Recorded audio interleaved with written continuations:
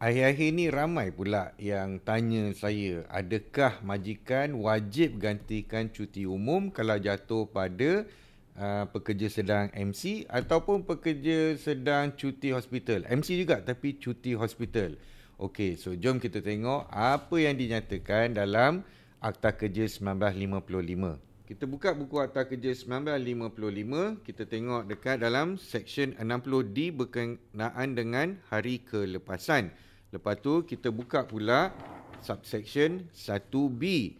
Okey, dekat sini dia kata jika mana-mana hari kelepasan am jatuh dalam tempoh di mana pekerja sedang cuti sakit, majikan hendaklah memberi hari yang lain sebagai hari kelepasan berbayar sebagai ganti bagi hari kelepasan am atau hari yang digantikan itu. So maknanya kalau pekerja dalam cuti sakit, sedangkan pada hari cuti sakit itu ada hari kelepasan am, maka majikan hendaklah ganti. So kalau orang kata, apa tu cuti sakit?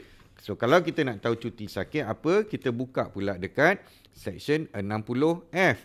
Okey, 60F. Kita tengok dekat sini ada berkenaan dengan cuti sakit.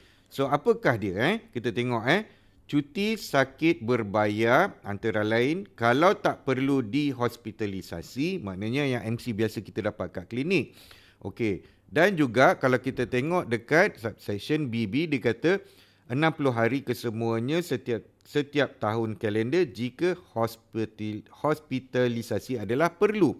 Ini bermaksud kalau dia dapat MC, tak kiralah sama ada dia dapat daripada klinik biasa yang tak perlu hospital ataupun yang dia dapat hospital, itu dikira sebagai cuti sakit.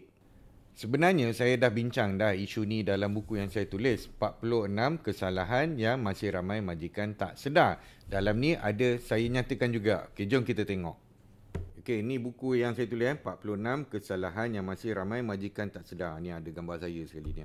So kalau kita tengok pada saya buat ni kesalahan yang nombor 14, dia kata sini tidak menggantikan cuti umum yang jatuh pada hari pekerja dalam cuti sakit. So dalam ni saya dah bagi penerangan dah. Ada saya terangkan apa yang dikatakan dalam 60F Akta Kerja 1955. Dalam ni dia kata cuti sakit termasuklah juga cuti yang memerlukan hospitalisasi sebagaimana yang saya nyatakan tadi. Dan memang dalam tu pun kita tengok seperti mana yang saya nyatakan tadi juga. Dia kata dekat sini, jika cuti umum jatuh pada hari pekerja sedang cuti sakit, maka majikan hendaklah menggantikan cuti umum tersebut pada hari lain. So ada dalam buku ni, saya dah cerita dah pasal ni. So kalau korang berminat nak beli buku ni dan nak check lagi apa lagi mungkin kesalahan-kesalahan yang majikan buat tanpa disedari, boleh beli buku ni dekat dalam tu beg kuning kat bawah tu